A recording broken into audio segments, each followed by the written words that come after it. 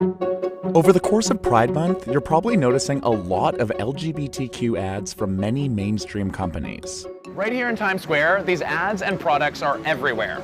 From cell phone carriers to financial services companies to clothing stores and everything in between. It's hard not to notice that it's Pride Month. Companies have financial incentive to advertise to this group. The total US buying power of the adult LGBTQ population is close to $1 trillion. Brand loyalty is also strong with this group. According to a 2018 poll, 78% of LGBTQ people tend to support companies that market to this group. And 75% of LGBTQ people feel more positive toward companies that include transgender and gender-expansive imagery in their outreach. And that's starting to show up in advertising. This Gillette ad features a Black father teaching his transgender son how to shave.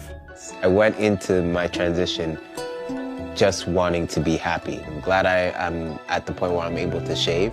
Experts say these ads are now more diverse and inclusive than ever.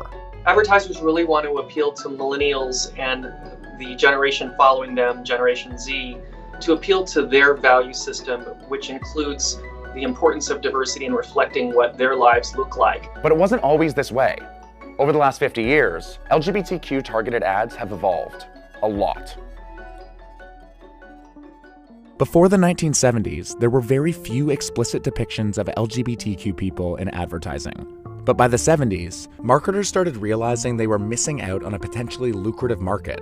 So they started placing ads in gay publications, like the Los Angeles Advocate and After Dark. But they stopped short of placing ads in mainstream publications. That's because many newspapers and magazines had policies that prohibited ads containing the words gay or homosexual. Today, the strategy has flipped. Corporations have expanded beyond LGBTQ publications and are placing ads where everyone can see. They're feeling like in those mainstream publications, they're able to cast a wider net and reach a larger potential audience. In 2018, NBC aired this Coca-Cola ad during the Super Bowl that included gender non-conforming pronouns. There's a Coke for he, and she, and her, and me, and them. In the 1980s, many advertisers withdrew their gay-targeted ads from niche publications. When AIDS started to develop, it was really first known as a gay disease.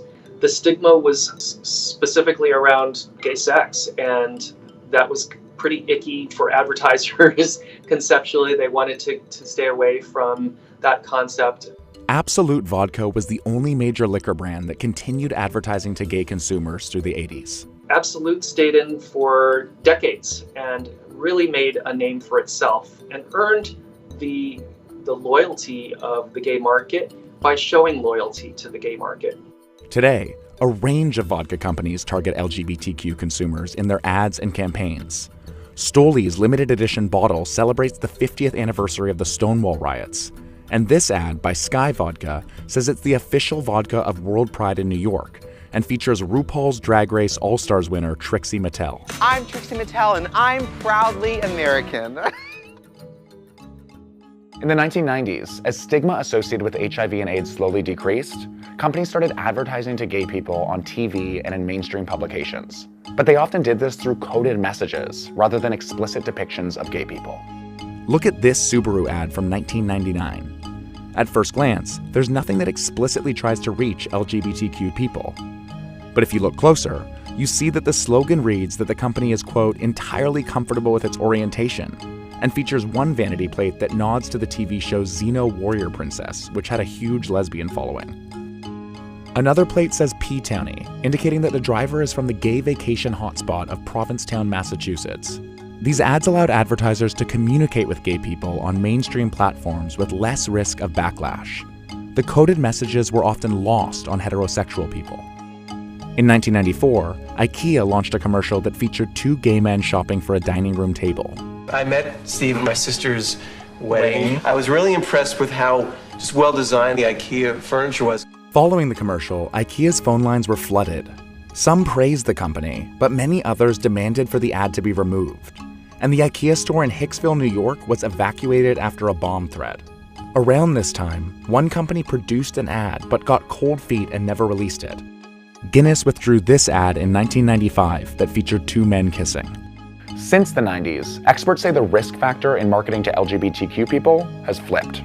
It feels like it's more risky not to be marketing to the LGBT community. Millennials and Gen Z, they also happen to be louder. They're more savvy with social media. When they see an injustice happen, they are going to call it out. And in their mind, an injustice simply might be that 9 out of the 10 companies are represented as part of LGBTQ inclusion, and that 10th company isn't. And to them, that might be an injustice.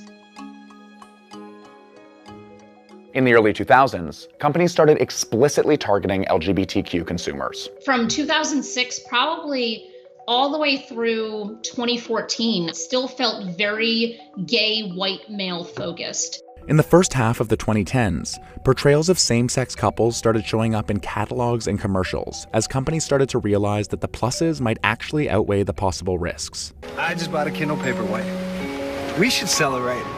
My husband's bringing me a drink right now. So it's mine. 2015 was a watershed moment in advertising, as well as a legal moment because of the passage of marriage equality. Advertisers responded to that by suddenly increasing the number of same-sex couples who are included in those commercials. Since 2015, some of the world's biggest companies have produced LGBTQ ads that have popped up on advertising's biggest stages. Like this Nike ad featuring transgender athlete Chris Mosier that aired during the 2016 Olympics.